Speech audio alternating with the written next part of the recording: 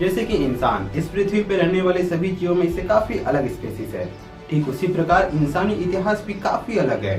जैसे कि ये बात हम सभी को पता है कि इंसानी उत्पत्ति से लेकर अब तक काफी कुछ बदल गया है, मगर अभी भी कुछ ऐसी चीजें हैं जो नहीं बदली है। हाँ, मगर उनके पद्धति में जरूर बदलाव आ गया है। मैं बात कर रहा हूँ उपचार, औषधि और चिकित्सा की। हम कई सदियों से इसका इस्तेमाल बीमार जीवों को ठीक करने में करते आए हैं। अब वो बात अलग है कि इसकी पद्धति में कुछ बदलाव हुई है। ये एक तरीके से हम इंसानों के लिए काफ़ी फ़ायदेमंद है और काफ़ी नुकसान भी। क्या सदियों पहले इस्तेमाल होने वाली जड़ी बूटियाँ या औषधि हम इंसानों के लिए अच्छा था, या फिर आज की इस्तेमाल होने वाली आधुनिक मशीन से बनने वाली दवाएं? आखिर क्या है औषधियों का इतिहास? आखिर कैसे करते थे उपचार? तो आइए आज हम इस वीडियो में यही चीज़ पता लगाएंगे।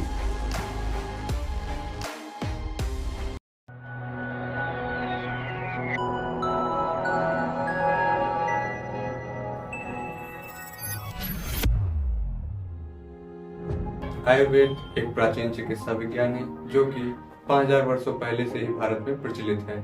आयुर्वेद संस्कृत का शब्द है और यह दो शब्दों से लिया गया है। आयुर मतलब जीवन, वेद मतलब ज्ञान।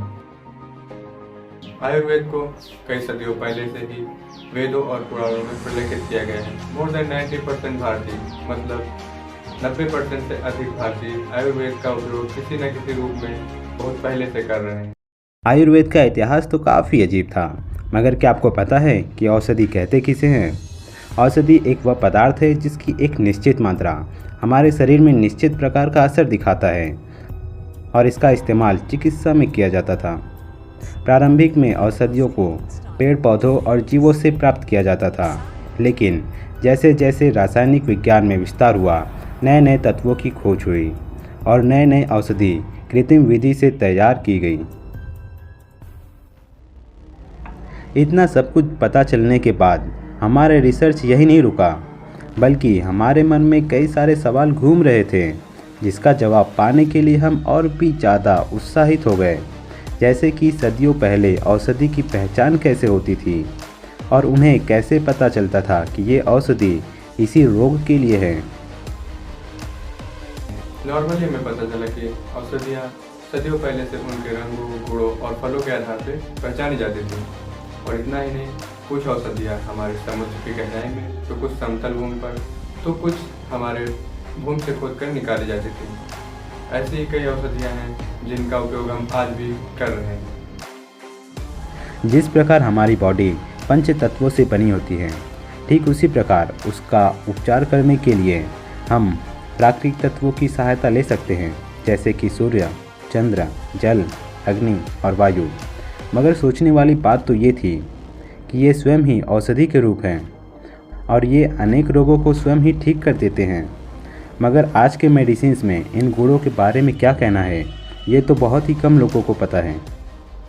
जैसा कि पेन किलर, जिसे हम पीड़ाहारी के नाम से जानते थे, यह हमारे शरीर के दर्द को अर्थात हमारे बॉडी पेन को रिड्यूस करने में हेल्प करती है।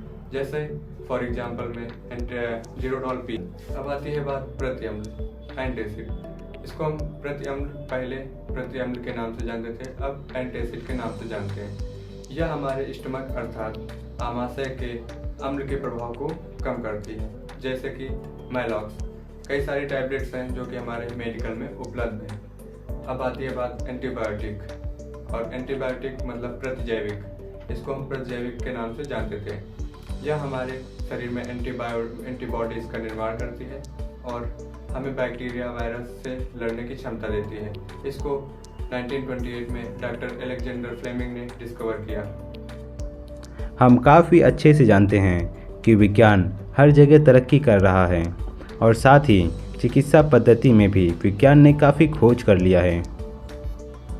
उम्मीद करता हूँ कि आपको ये वीडियो पसंद आया होगा। हमारा काम है आप तक जानकारी पहुँचाना और हम ये करते रहेंगे। आपका साथ और हमारा मेहनत, हम बनाएंगे बेहतर को और भी बेहतर। अब हम मिलेंगे आपसे नेक्स्ट एपिसोड में। तब तक के लिए जय हिंद।